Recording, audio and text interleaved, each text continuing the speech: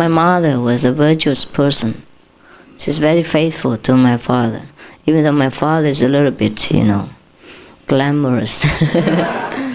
I knew her, she was never astray. She was always very virtuous, very faithful, and sacrificed for the family all her life. I guess that's what earns her the vision, you see, that she has seen in her dream. And now she sees me every day, she said in her letter. And she wrote poetry to me. And I couldn't believe it was my mother, because she never wrote poetry before. And it's so beautiful. She was, in that time, in Vietnam before, it was at war, and the women were kept illiterate. You understand? Most of the women, some, not all, but many were kept illiterate because we were more a male-dominated country, like China and most of the Asian countries, the male-dominated, you see? So the woman thought it's useless if you went out and learned something, because then you have nothing to do. You will wash dishes and wash children's napkins, that's all. Why do you need education? You see? So my mother wasn't very literate. She could read and write, but she wasn't, literati. But she wrote beautiful poetry, more beautiful than I could ever think of. So beautiful, and many times for me. And very, very spiritual poetry, you understand? Not normal, affectionate and kind of family things. No, I could not recognize her. She very much loved children and family. But how come she became so changed? Everything she said was spiritual. Every word she said was Buddha. Oh, I wish I could follow the Buddha. I wish I could follow you, the Buddha. She wouldn't say me the daughter anymore. Everything was reverent and spiritual. And I couldn't recognize my mother. She was different from the way I knew her. You understand? She was very much a businesswoman. Very materialistic in her way, From what I knew, she came for her business, and she worked hard, and she raised the whole family. She decorated me and my sister with gold. You see that? And my father's earnings were not coming in there. So he had to take it from her also. Well, I'm sorry for my father, but it was the truth, what I knew. But my father was different, He was a little bit more literati and more romantic, yes, and more generous. My mother was more down to earth and more hardworking and very practical. So I think I learned from them both generosity, being romantic and hardworking and practical. These two normally don't mix. A practical person cannot be poetic. But I think I have both because of my parents.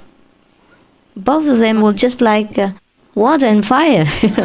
One was very practical, very frugal, very, self-sufficient. The other was romantic, poetic, and just not reliable. Because my mother was too reliable, I guess. So he knew he always could get something. He didn't bother about earning money much, and what he earns, he spent.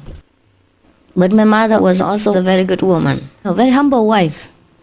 I remember, even though she raised us, and everybody knows this, most of the finances came from her, but whenever I wanted something extra, I always had to go to my father and ask his permission. She made me go to my father and ask his permission before I could get what I wanted. Not because she earned all the money, she took care of the whole house, and she played the boss. You understand? I think she's a beautiful woman. The more I talk about her, the more I know about this beautiful woman. She's so virtuous. No wonder she has beautiful experiences now every day. She meditates 4 hours at least per day with her very old and painful condition. She has the rheumatism and some of the wounds that she had before during the war. It hurt her. And the only thing she prayed to me is that please help the condition to lessen so she couldn't sit longer. That's all. She never asked me for money, never asked me for any support, never asked me to bless her with more beautiful visions or get her faster to Buddha land. No. She never burdened me. She never burdened any of her children. She only gave but never took. She's a beautiful woman. Really, for an ordinary person, is rare, right? Rare to find this. And she had not eaten vegan before in her life, but she eats less, very frugal person. So I can say that even though she was not vegan, she most likely didn't eat much of anything, meat and anything like that. The good things she only gave to us and my father. And she ate whatever was left over. And she wore clothes that were sometimes patched, even though she was very rich. All the boxes of gold that she showed me, she never used for her own comfort. Now I know where I learned all these good qualities from. Because when you have your father and mother so close to you, you don't examine them. You understand? You take them for granted. But now, since I'm far away and since I'm talking to you now, I'm more open and I realize what good qualities they have. Not that I want to praise my parents, but I think you can learn something from this. Don't take them for my parents, but maybe for your parents, you understand? Or for anyone that is good that we could learn from. Because I could learn from them also. Their humility, their generosity, their sacrifice. No wonder she can see the inner master every day. And she's so spiritual now. The way she wrote the letter to me, I knew. You understand? And she reported experiences. I knew what a changed woman she was. But even then, she had all these qualities all along. All the virtues that she accumulated all lifelong. And then she could earn this.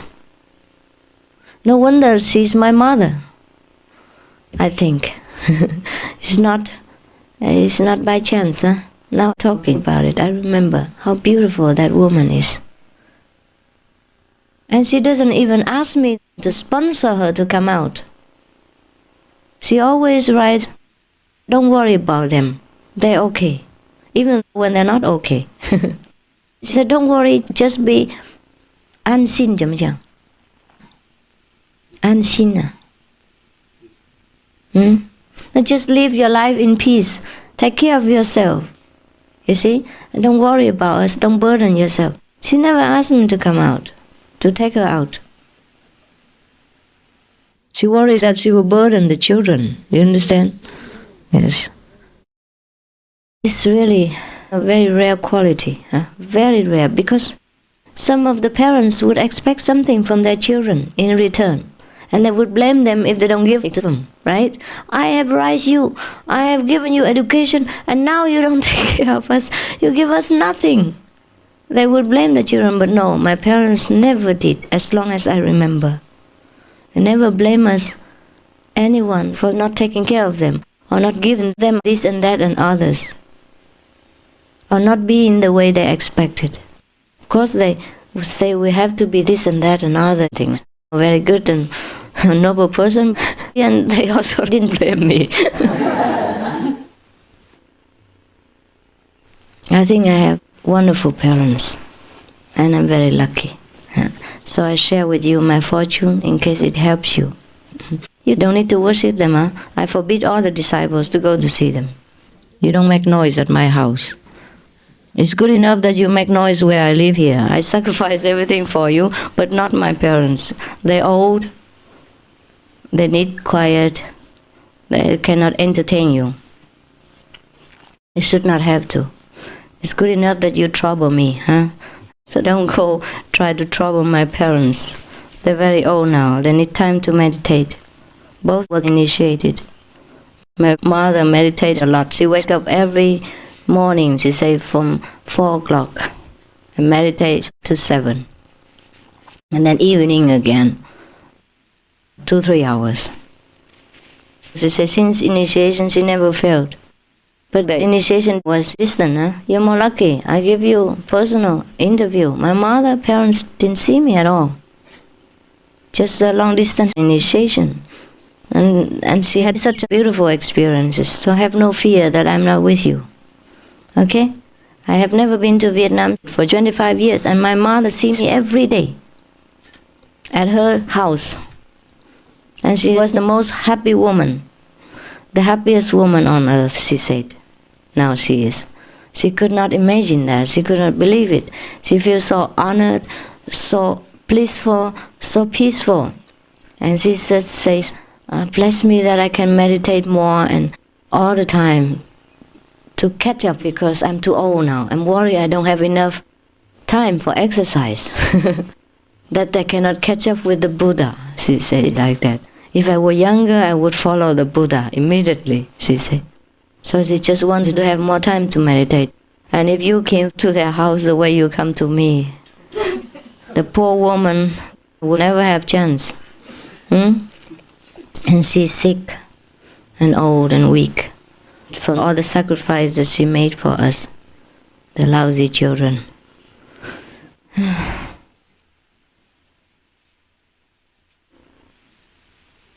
Some people wanted to go and bow to my house over there. I said the coconut trees that we planted around, if you sit around, you bow around, it will drop on your head.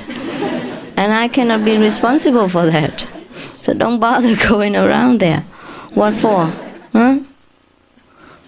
So just better leave my parents in peace. Huh? I don't want all this glory, all this illusionary glory.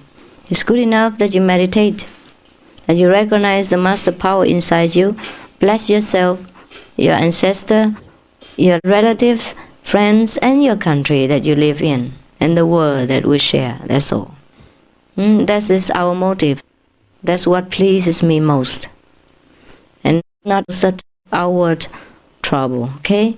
From here to Vietnam takes a lot of money and time. And takes a lot of money to bow to all these coconut trees. We have a lot. And I used to sit under them, and you might think you want to bow to these trees, or you sit under them to become a Buddha. And the coconuts would drop on your head, and then how do we take care of that? Huh? If 100 disciples go there and sit under the 100 coconut trees, and they're all broken-headed, what's how we do?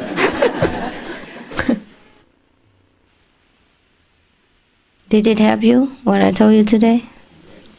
It will? And you try to live up to it? Then at least what I tell you is useful. Otherwise I'm tired of talking, you understand? This morning I was in bed meditating, and then I was thinking how difficult it is to teach people. And I wanted to give up. Well, I did that many times, so don't worry. I wanted to give up many times, so don't worry. It's just one of those days, you know. I may never do it, but I always think I may, you know. Well, that's a comfort. This is my personal, private comfort, that I might do that, even though I probably never will. So that I have some kind of illusion, you know, that I could always quit when I want, so I don't have pressure, you know. I said to myself like this, just do it the last day, and then you quit. That's how I always kid myself into doing every last day. Because sometimes I'm not used to people, you know. I still never am used to with people. I told you already I was very shy, and I'm afraid to see the public. In India, I always hid myself. Even when I wasn't master yet, people took notice of me. Maybe because I was the only Oriental there, or maybe I look here, I don't know, look like E.T. or something. Yeah, I always attract attention since I was a child, and I'm very shy, very shy. That's why I don't want to see people. So I guess I just have to get used to the crowd. But even then, it's not always my desire, you understand? I just do it, that's all. I control my feelings and emotions, that's all. But it's not that I truly very much like to always be in the crowd.